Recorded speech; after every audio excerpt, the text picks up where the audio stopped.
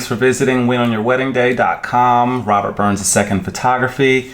If this is your first time here, I want to introduce myself. I'm Robert Burns, and I'm a photographer based in the Charlotte area. I travel all around the country for weddings. I'm predominantly based in the Southeast, and the purpose of today's video, well, it's a little bit different than what I typically do, but most of my brides, most of the couples that come to me, actually don't work with an event planner, and they actually usually find me first. They usually get engaged. They're like, oh my God, I like this guy's work. They find me, and then they start to look at the venue, or they'll get the venue first and then they'll find me, usually by a recommendation from the venue. There will be times though that they don't work with the event planners, and a lot of times event planners, especially your full service event planners, they're gonna go over like how to actually settle upon the venue that you're looking for. They'll give you the tips and the tricks, the guidance. They'll tell you where you can expand your budget and things like that.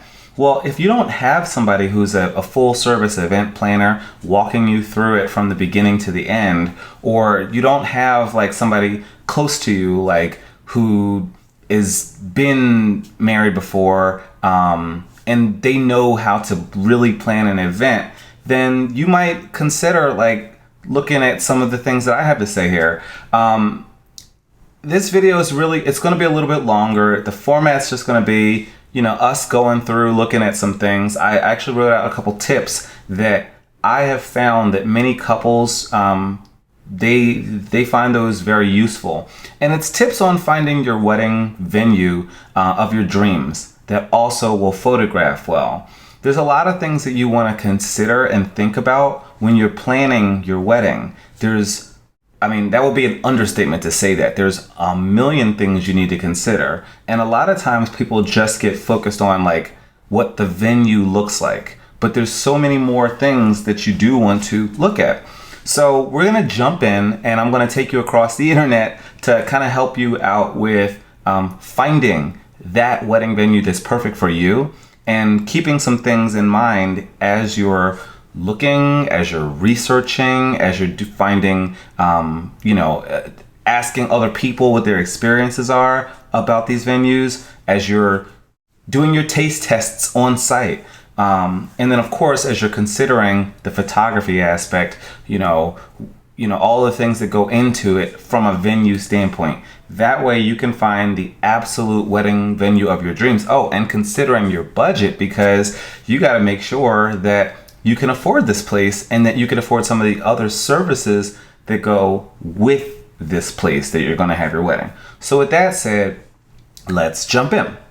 So the first thing you're going to really want to think about is, your budget. You're going to have to, because the wedding venue, statistically speaking, is where more couples spend more money than any other vendor. When you consider the photographer, the DJ, when you consider the florist, the dress, and then the wedding venue, there's many more vendors, but like by and large, most couples spend more money on the venue than anything else. And then after that, they'll usually spend a ton on the photographer. And then after that, maybe their dress. Like there's other vendors that don't get as much money that is spent on them. Like by and large, people aren't spending as much money on the DJ as they are on the venue. And that's across the board, at least for American weddings. So that doesn't mean everybody is like that, but for the most part, most people are spending more on their venue. So because people are spending more on their venues, it's very important that you start off with a budgeted amount of money, something that's comfortable for you, something that makes sense with, all of the other things that you'll have to spend on when you consider, again, the DJ, the florist, the tux, or your suit, your dress, all of the different things, and tipping these vendors. You really want to make sure that you have a comfortable amount of money set aside for the venue. So this is where you'll really start. You'll start with like figuring how much money is that. And then when you realize, okay, that's the amount, this range from here to here is what we think is going to work. That's when you start to look and research, okay, with this money, what can I get with this money? So the next thing you're going to want to do is you'll probably want to go to a website that's like theknot.com or like a weddingwire.com or a weddingchicks.com. I've used all three of these sites, and they all have good foundations for somebody who, just recently got engaged, doesn't know where to start in terms of finding their vendors, specifically for venues. There are some reasons why I like this site, and there's many reasons why I don't like this site, but especially as a photographer. But as a vendor, like a venue, this is a great place to start, especially for you if you're just looking to see what's out there, right? So what you would do is you go to theknot.com, and again, Wedding Wire, Wedding Chicks, a lot of these sites work very similarly. And that might be the way to go, is to look at the representation of these venues on one site versus another site and see how they represent. Because the way that it works is they have reviews on these sites. They allow you to, they allow other vendors they allow other customers to reach out and share their experience about how it went. So if you go here to vendors on the top, and then you go to wedding reception venues, that is how you'll be able to, browse what's there. And then, especially if you're still really early in the process and you're not sure which venue this, and where should we go, and what style do we want, this is a great place to start. Bridal blogs, as well as sites like The Knot, Wedding Wire, Wedding Chicks, and others, are a great place to start, because they will give you a visual of like, you can see right here, like, okay, well, this one's more of a rustic kind of a barn feel. It's Camelot Meadows. And you can see where they're located. This is in Belmont. So I'm in Charlotte. Belmont's like a half hour away. And there's actually several different wedding venues over here, right? So then you've got Charlotte. So Canopy by Hilton Charlotte, South Park. This is in the South Park neighborhood of the south part of Charlotte, close to the mall. A lot of constructions going on around there. If you're looking for something more uptown, we call it uptown, not downtown. That's how you know if somebody's really from Charlotte, is that they call it downtown. But in uptown, you've got the Charlotte Holiday Inn Center City. And then you can even see like the price ranges for some of these places. So they have these listed as the top. I don't know, that's a little suspect sometimes, because everybody's version of top is different. So just so you do know, this is important. When you're using sites like this, take this whole part, this top thing, with a grain of salt, because they'll say a lot of things like top, but sometimes it's like whoever pays the most to be on the site. I'm not saying that's the case here, but I am saying that's something to consider. So when they say top, I just be very wary of that, right? So while we're thinking about like, okay, we've budgeted our money a little bit. We have a starting budget. Now we want to see who has the date available. Why do we want to do that, like basically first or second? Because when you just get engaged, you have in your mind like, okay, we're gonna kind of set a date. We're looking at things. It may be 3 months from now, which is really soon. It may be 6 months from now. It may be a year, or even 2 years or longer from then. The more time that you say, hey, our wedding's in a year and a half, 2 years, that feels like it's so far away. In actuality, coming from somebody who's worked in this industry for many years, that's not that long. And I'm not saying that to make you feel, it's just, that's really not that long. Like my calendar's over there.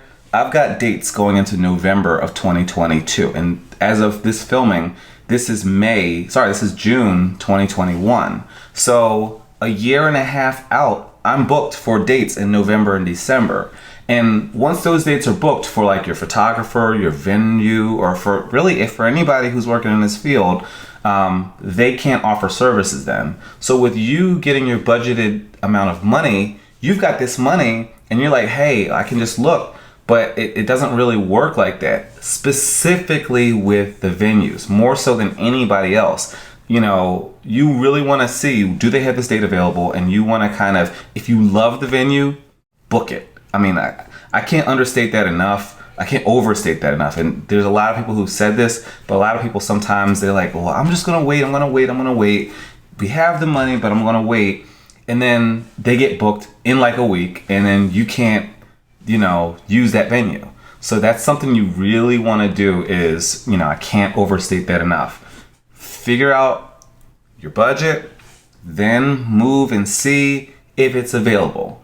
Now, you don't want to rush these things, but once you really know, and you've done your research, you want to book the venue. So then some other stuff. You want to look at what type of venue it is, and does this type of venue really fit your vibe, right? This could be the fun part for you. There's so many options out there, and I think a lot of people don't really consider them, especially like in the Carolinas. So I've been doing weddings for I think 7 years now, and with these weddings, I see a lot of like the same thing, like a lot of barn weddings, a lot of like rural weddings. And guess what? We're in North Carolina. That stuff makes a lot of sense. You also have a lot of venues that cater to that. So it's not just like people are always doing the same thing. It's also like there's so many venues that fit that. And so again, some of the stuff that's a little bit more hard to find, they're already booked. So if you're looking for something that's a little bit off the beaten path, or outside of the box, whatever the cliche you want to use, you're really going to want to get on their radar really soon. So let's look at the types of venues you can find and just keep that in mind. Is it a barn? Is it a country club? Is it a private estate or historic venue that you're looking for, like an older home that's like from 1800s or 1900s, that's been reupholstered for, the modern day? Is it an outdoors wedding venue that's in a park setting? Is it an industrial space that has been converted from a warehouse to a wedding venue? Or is the wedding venue of your dreams a vineyard? So the questions are, what is the setting, and does that match your expectations and your spouse's expectations? Like, is that gonna work for you? Like, for example, for me, I think that rural venues, for me, the person, that I am, and when I get engaged, they're great. I love farms, but they won't be for my wedding. The reason is because it's unlikely that a barn venue is going to fit the attire that I want to have for my wedding, which I've always dreamed one day when I get married, I'm going to be wearing a tux like The Great Gatsby, when you see Leonardo DiCaprio up there holding that glass with the bow tie and the black tux. That's what I'm envisioning for my wedding day. And yes, I could wear formals, but it would be better. I'm looking for something a little bit more metropolitan. So those are some things that you have to think about. Like, does this match the vibe that you have? And so you want to think about that. So then the next thing you want to think about is, where is your venue geographically located, and where are you two, and where is the bulk of the people like that you're inviting to your venue? Like, where are they at, and is this venue's geographic location gonna make sense for them/you? Like, a lot of times people have weddings and they're okay with this, and it's okay if you're okay with slightly inconveniencing everybody, because you get most of the things that you want. After all, it is your wedding day. But you want to make sure that if you're not okay with a slight inconvenience to the rest of the group, like 25 people or 50 people, or hey, we're headed out of this COVID thing, so we might be looking like 150, 250 guests. Like, where are the bulk of them at? So, perfect example. I'm from Philadelphia, right? And I live here in Charlotte, North Carolina, right? But if I decide to have my wedding in Oklahoma, because maybe my spouse is from Oklahoma, she happens to not be, but say I was, who is that going to inconvenience? Will that inconvenience all my Charlotte people? Yep. Will it inconvenience all my Philly people? Yep. It essentially becomes a destination wedding. However, if I'm from Philly and I live in Charlotte and I have the wedding in Philly, well, my Philly family, they're going to be less inconvenienced. but my Charlotte family will be a little bit inconvenienced. And then you also have to consider her side of the family. So in this instance, let's say she's from Oklahoma. Well, then her family be inconvenienced. So in this case, it doesn't really matter because her family and my family are from two different parts of the country. And that might be the case for you. So you would take from this that, no matter what, somebody's going to be inconvenienced. But if you guys are both from the same place and then you look at doing a destination wedding and let's say, you're from Charlotte, he's from Charlotte, and, you want to do something in Asheville, well, you think, okay, 2 hours away, it's not that big of a deal, but maybe to some people it is. So just something to think about. It's not the end of the world, but it is something to think about. When we're going here through this website, you can actually look at the types of venues on here. I wanted to show you how to do that. So you would go to view all, and then you can actually get a chance to go through here. In case people don't know this, in North Carolina, they actually have a castle, a freaking castle. So this is the type of thing you want to look at if you're looking for something that's like off the beaten path. However, I know for a fact these guys stay very booked. So I'm telling you. But like when you search this site, you can search by wedding venue name. So when you're talking to people, you're engaged, everybody's like, oh, you should go here, you should go there, da, da, da, da. Like you can literally click this button and search by the venue name on the site. But if you really you don't really have a whole lot of suggestions just yet, you click this more filters, and then you can see all the different types of venues that are right here. So if you're looking for, you want to do something at a country club, you just click here, click save, and then it shows you all of the country clubs. And by the way, I've shot at this country club, the Palisades. It is one of my favorite venues in all of North Carolina. And one day, it's actually technically in South Carolina because they say Charlotte, but it's on the border. I used to live like close by here. So it's in actually Lake Wiley, South Carolina. It's on the border though. So they kind of fudge it a little bit. They say Charlotte area, but again, somebody who actually lives here, they're in Lake Wiley, and they're an amazing venue, so you should definitely consider them. I shot at several of these other venues as well. But what you want to do is you want to look and see like the type of venue, right? So as you're doing that, that's when you can click through. And again, I'm just going to pull these guys up because I like them, and I'm telling you that they're good. All right. So you'll go through here. You'll want to look at some of this information. How do they represent themselves? What do they say about their venue? Maybe a little bit of their history, like how long they've been around. That doesn't seem like that's that important a lot of times, but it actually is. When you look here, you can see they're an upscale country club just outside of North Carolina, outside of Charlotte. So they do say it here, although they're looking for that Charlotte tag. They're attached to an 18-hole championship golf course, and they're a full-service venue. So that tells you a couple things. Number one, they're attached to a golf course. I know from personal experience they do a lot of golf events, and they're full service. So if you're looking for, from the beginning to the end, kind of everything is being done for you. They're looking out. They'll make recommendations. They have vendors that they work with, they partner with. This would be the type of venue that you'd want to look at. And they've been open since 2005. So here we are, 2021. We're talking 16 years. So they have well over a decade and a half of experience. They have 1,600 acres. So when you go there, you can actually see that there's stuff going on. You know what I'm saying? So I've shot some of these venues on this website. So that's something you'll want to look at as well. Has your photographer ever shot there before? Basically, do you know anybody who has any experience with this venue?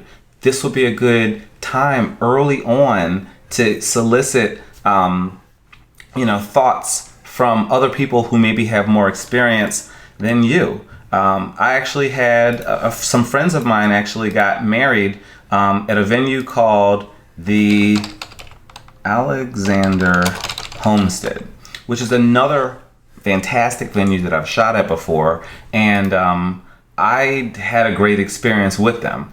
And they reached out to me like last year when they were planning, and they were like, hey Rob, have you ever shot at this venue before? What's been your experience? And I told him, I said, look, this place is like that. This is fire. I had a great experience here.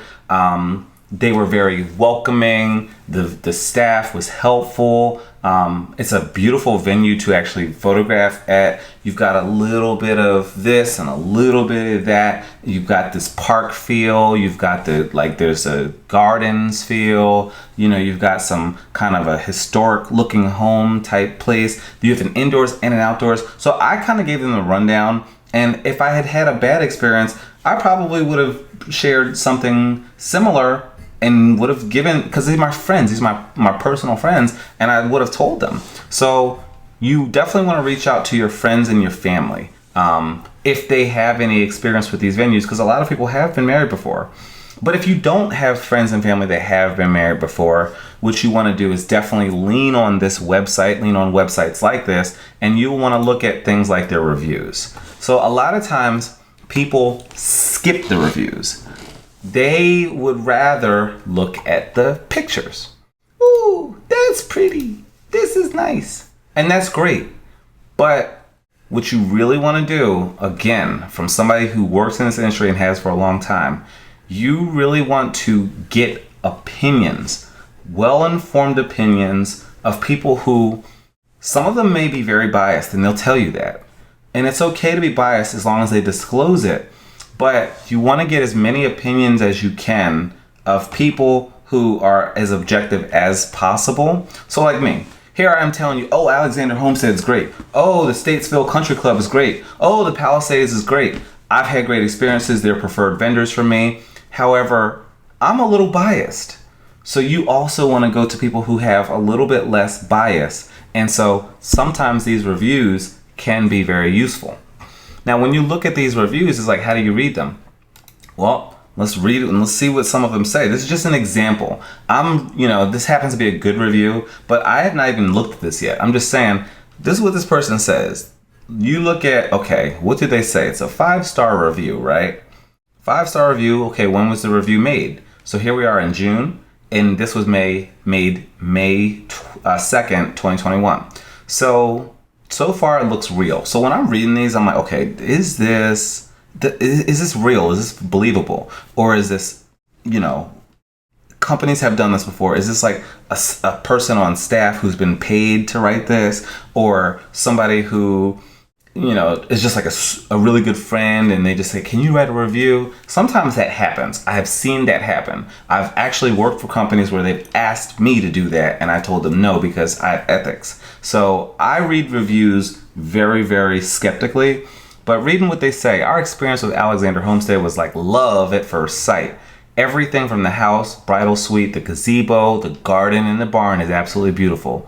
Who would imagine such a beautiful venue is in the heart of Charlotte? It was so convenient for our in-town and out-of-town guests. Remember when I said, making convenient for people? This is why they got a 5-star review, because it happened to be convenient for them. And it was beautiful. Having to postpone the wedding due to COVID would not have been possible and stress-free had it not been for and her team, or AH. So the thing is, this is another big reason why they got that 5-star review. What is the venue's policies and how do they handle changes? How do they handle tweaks? How do they handle when things aren't going right? Are they responsive? Do they answer the phone? When they email, are they emails snippy? Are they accommodating? Do they want to help? I'm throwing a lot of questions here, but this is what you really want to kind of get from these reviews. You have to really listen to what they're saying. They communicated with us constantly, and they were very understanding and quick to address all of our concerns. So here, those questions I just asked, are they accommodating? Are they understanding? Do they address concerns? Do they recognize and acknowledge the concerns? Because at first they have to acknowledge that it's a real concern. Then they have to address it. She says, I assume Alessia, our wedding day went without a flaw. So it sounds to me like not only did they have this place as their venue, it sounded like they have a whole team that's an on-site coordination team to make it go without a flaw. Because that's what I'm getting from this review. Their professionalism and attention to detail is admirable and made our day truly the best ever. Great thanks to them. Shout out to Chris for being the best coordinator. You see how I gathered that without even looking down here? I gathered based on the things they said, they must have had some sort of on-site coordinator or full service coordinator, not just day of.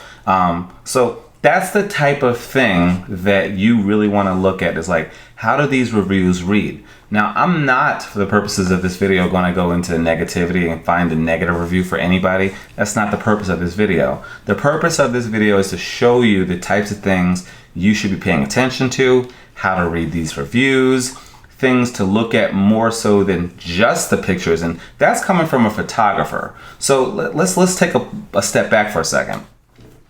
As a wedding photographer, I'm biased. I'm looking for people to pick me. I love what I do. But at the same time, I'm not gonna just say anything to get people's business. I'm not gonna say, oh, the only thing you need to focus on is just the photography. That's it. It's just the only important thing. That is crazy. It's a disservice to you as a client. What would be more helpful, I believe, is to truly help you in the areas that I know my clients have issues. Some of us, can't afford to have every single vendor under the sun, such as a full service coordinator. Some of us don't know where to start in finding the best coordinators and venues. Some of us trust certain vendors more than others, maybe due to experiences. And over time, if I'm able to share my experiences, and I come from a planning background. My mom was an event planner for 30 years. I've planned large-scale events, even larger than weddings. I've done that for over a decade. I don't present myself as an event planner. I present myself as a photographer, but I still have that experience of planning big benefit concerts and other big events. So these are the types of things that I know how to do pretty well, is think of locations, how to get large groups to be convenienced in getting to a location, sleeping accommodations, the details, coordinating things, making sure things run smoothly, communicating well, being responsive, all of those things. Those are the types of things that are second nature to me. So it only makes sense that as a photographer, I draw from that skill set. There are certain areas that I don't have a lot of experience with, but when it comes to event planning, that's one of my skill sets. And so a lot of times when people book me as a photographer, I end up wearing my event planning hat way more than maybe some other photographers would. So I've been at weddings before where there was no event coordinator. There was no like mini weddings, like dozens of the weddings that I've shot have not had an event coordinator. And because, the bride and groom knew I was very experienced, I helped things run smoothly. Even if things were a little bit behind schedule, I knew where to go, what to do, how to direct certain things to happen so that things could run smoothly. And I've, a couple weddings like that have been we kind of help save the day a little bit. So those are some things that you want to consider. You want to look at like what venues are out there, what types of venues there are, what types of services they offer, right? So when you go back to this about section, you really want to look at like the amenities and the services. And you'll see here, for instance, this Alexander Homestead, they got a ceremony area, a dressing room. They don't have a lot of on-site accommodations, so you'd want to bring some outside vendors in, depending on what you're looking for. But for the most part, they have most of this stuff. And you just heard that girl's review. It's like they got a great on-site coordinator, right? So that's the type of thing you'd want to look at, is like the Knot and these other websites. So some other things to think about as we begin to wind this video down a little bit. How many people can the venue accommodate, and how does it photograph, right? Because at the end of the day, you do want to get a venue that's going to photograph beautifully. But that's not the first, it can't be the first it can't be the first consideration that you make. Yes, we want these pictures to be amazing, but a great photographer can get pictures anywhere. They can get fantastic photos in any setting. So, you know, those are some things you want to consider. Like you can see here in my portfolio, it doesn't really matter the location we're in. We make it look good. So that's one of the reasons why you do want to spend money on a photographer. However, while we're talking about photography, going back to what these venues will offer, a lot of times they will offer, I'm trying to find here. So a lot of times these venues will offer services, and they will not only offer services, they'll almost mandate that you have to use their services. And that will be something that you'll definitely want to look at. What I mean is, okay, so they have packages a lot of times. Not every single venue has it like this, but some venues are like, hey, you like our venue, you gotta use our guys or our girls. You know, Jimmy or Cindy, they're the preferred photographer, and not only are they preferred, that's the only photographer you can use. So I'm not gonna say that like it's a bad thing. Again, I'm a little bit biased, but what I will tell you is, do you like Jimmy or Cindy's or Trevor or Jennifer's style of photography? Do you even like their style? Yeah, you like the venue, but do you like their pictures? If you don't really care two hoots about like photography, and you just want like a good price, and you just want a great venue that has everything taken care of, more than likely you would not be watching this video. You're not even gonna watch it. If you're the type of person though who feels like, yeah, I really do care about the style of photos. I looked on Instagram, I like this person, I like this person. I do not like that, I do not like that. I'm not feeling that stuff, but I like this and I like that. You really need to do your research with these venues early and see, do they allow outside photographers such as Robert Burns II photography? Like, because some of these guys, some of these venues have like stipulations, rules, like they're like, nope, you can't do it. Or you can do it, but it's gonna cost you like an arm and a leg, so to speak. It may cost you like $1,000, $1,500 just to allow somebody off site to come on site for that day. These guys get their bread one way or another, right? So you really gotta look at like, what their rules are, and if they do allow outside vendors, how are they allowed? In what context? Then sometimes they'll allow outside vendors, but they have to have insurance, like business insurance in place. Well, I have business insurance. Does the photographer that you're looking at? And like, I have business insurance every day of the year. So I have a general liability insurance policy, as well as an E&O policy, errors and omissions policy, as well as a drone liability policy. So when I come on site and I do fly my drone, I'm covered whether my drone crashes from a personal property standpoint or whether something catastrophic were to happen. I've got $1 million of coverage for those scenarios. In every scenario, general liability, errors and omissions, and drone liability. So previous hat I used to be an insurance underwriter, which again goes back to the event planning, because when you're doing an underwriting, you're looking at events and like how are those events covered from an insurance standpoint. So these are things that I kind of bring into what I'm doing, but I make sure that no matter what happens, I'm covered for third-party liability to a venue and to the people, like the guests at a venue. So you as a bride and groom don't have to worry about, well, is he insured or does he say he's insured? Like, we're insured, but many other photographers don't really do that. So those are reasons why these venues have these rules. These are reasons why. It may just seem like, oh, this is just they're being mean. But it's not. It's like, we are running a business here as a venue, and we want to make sure that like our business is covered so we can be in business 15, 25, 50, 100 years. So those are things you want to think about. And then finally, you want to go back to your budget and look at the ultimate bottom line price and consider all of these things I've been saying. Keep in mind, this isn't everything. This ain't everything. When it comes to picking your wedding venue, A lot of people have this knee-jerk, that looks great, and that's fine. But have you really thought about all those things? So you want to think about, does this match your budget? Let's say you said $3,000 to $5,000, and you get a quote back from, let's just say, this place, and they're like $2,500 for you to have your wedding here, and XYZ is included. This, and this service. That might work for you. But say you decided on, let's say, this place, and I don't know what their prices are, but say you said $3,000 to $5,000, and they tell you $10,000.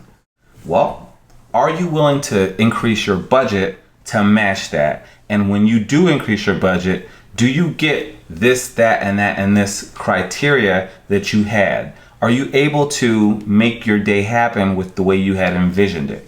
That is why we look at things and we structure it the way we do in terms of, seeing if they have your date available, what type of venue it is, does it fit your vibe, where is it located, does this make sense for the group that you're inviting, have you vibed with the staff there, do you even enjoy working with the people that are there, has your photographer ever shot there, do you know anyone who has ever had experience with that venue before? Make sure you check the reviews. Are hotels and convenient lodging accommodations close by enough for the group that you're inviting? Because keep in mind, a smaller group is way bigger than a larger group of 200 plus. How many people does this venue accommodate? How does it photograph? Will they allow you to have outside vendors of your choice? And if they don't, do you actually like the style of photography and the packages that they're offering? Because those are all things to consider. And then finally, once you've looked at all those things, does it match your budget? And if it doesn't, how much more are you willing to spend to get the things that you want? So that is kind of a rough primer to like how to look at these venues, and some recommendations for why certain venues would be good choices. If you have more questions, I highly recommend that you reach out. I can give you the names of some phenomenal event coordinators, so like some wedding coordinators that can really walk you through this.